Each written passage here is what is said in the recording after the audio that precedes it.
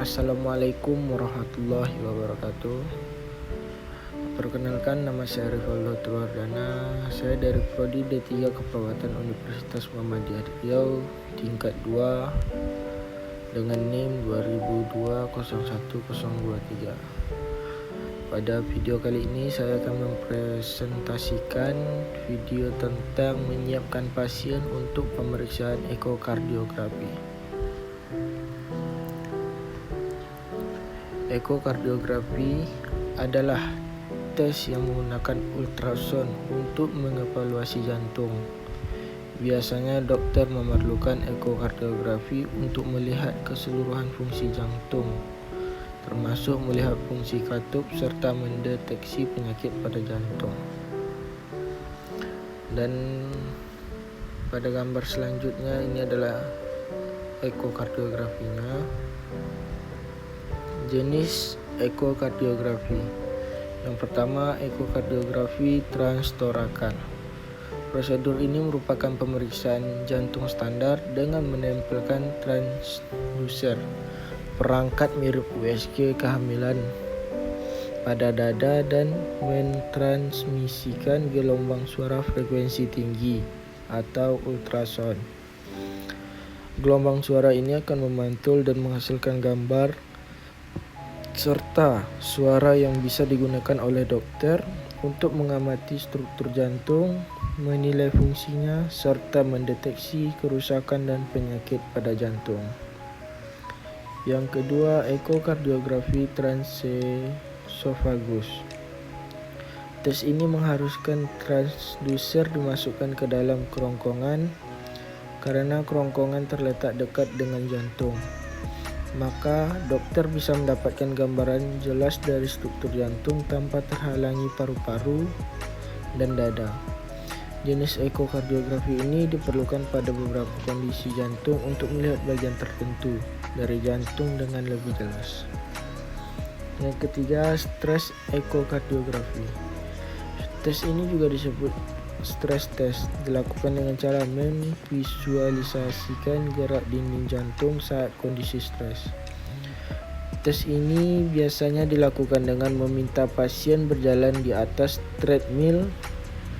Pemeriksaan ini dapat memberikan informasi apakah jantung memiliki asupan darah dan oksigen yang cukup dari sirkulasi saat terjadi stres fisik yang mungkin tidak muncul pada EKG saat istirahat. Ekokardiografi dilakukan sesaat sebelumnya dan sesaat setelah latihan. Yang keempat, dobutamin stres ekokardiografi. Prosedur ini adalah bentuk lain dari stres ekokardiografi. Bedanya, stres ini didapatkan dengan memberi obat yang merangsang jantung dan membuat berpikir bahwa ia sedang berolahraga. Tes ini digunakan untuk mengevaluasi fungsi jantung dan katup saat tidak dapat berolahraga di atas treadmill. Yang kelima, USG intravaskular merupakan tes yang dilakukan selama kateterisasi jantung. Selama prosedur ini, transducer dimasukkan ke dalam pembuluh darah jantung melalui kateter di selangkangan. Hal ini sering digunakan untuk memberikan informasi rinci tentang aterosklerosis, penyumbatan di dalam pembuluh darah. Apa saja persiapan sebelum ekokardiografi? Ekokardiografi transtorakal, prosedur ini tidak memerlukan persiapan apapun sebelumnya. Pasien bisa makan, minum, dan minum obat sesuai yang diresepkan dokter seperti biasanya.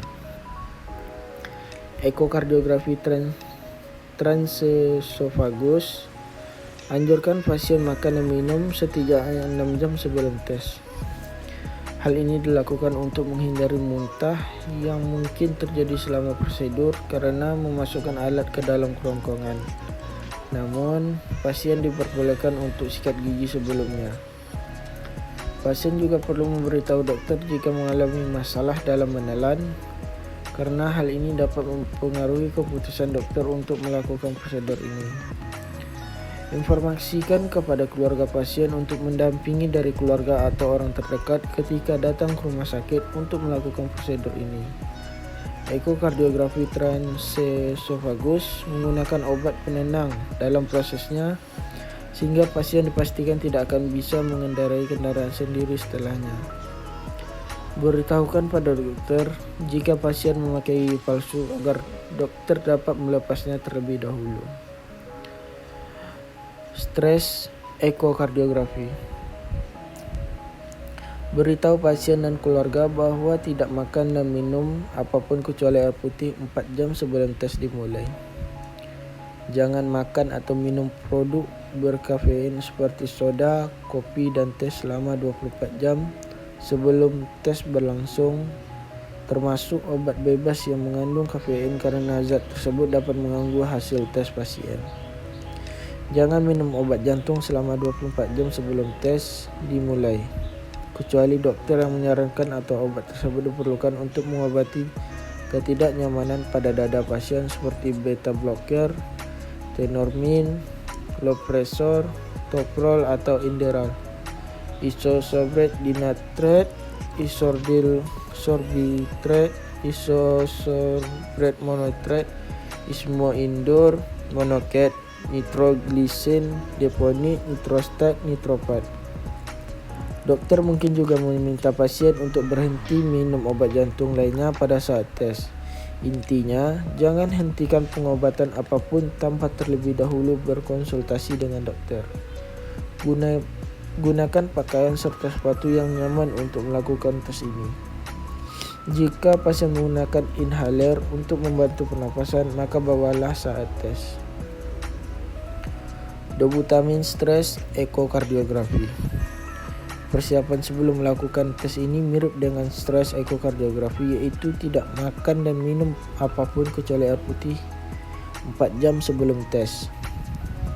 Jangan makan atau minum produk berkafein seperti soda, kopi, teh, atau obat-obatan dengan kafein selama 24 jam sebelum tes berlangsung. Jika pasien memiliki alat pacu jantung, maka konsultasikan pada dokter untuk mengetahui instruksi selanjutnya. Jangan merokok di hari saat tes berlangsung karena nikotin akan mempengaruhi hasil tes. Jangan minum obat yang dapat memperlambat jantung selama 48 jam sebelum tes dimulai, termasuk beta blocker. Gunakan pakaian serta sepatu yang nyaman untuk melakukan tes ini. Bawa semua obat yang pasien punya saat tes berlangsung. Jangan melakukan aktivitas berat sehari sebelum tes berlangsung. USG intravaskular. Yang pertama, beri penjelasan kepada pasien jangan makan atau minum apapun selama 4-8 jam sebelumnya. Namun hal ini tergantung pada dokter, konsultasikan hal ini semuanya. Beritahukan pada dokter mengenai obat yang pasien konsumsi dan penyakit apa saja yang pasien derita. Jika pasien dalam kondisi hamil, beritahukan pada dokter apakah prosedur ini aman untuk janin. Hal sama perlu tanyakan jika dalam kondisi menyusui. Beritahu pasien biasanya diminta untuk melepaskan pakaian dan menggantinya dengan baju yang disediakan. Biasanya juga diminta untuk melepas semua benda logam yang ada di tubuh yang dapat mengganggu gambar X-ray. Mintalah dampingan dari keluarga dan orang terdekat ketika melakukan prosedur ini, karena Anda biasanya akan diberikan obat penenang dan tidak bisa pulang sendirian sehingga pasien membutuhkan dampingan. Sekian hasil presentasi saya, lebih dan kurang saya mohon maaf. Wabillahi taufiq wa hidayah. Wassalamualaikum warahmatullahi wabarakatuh.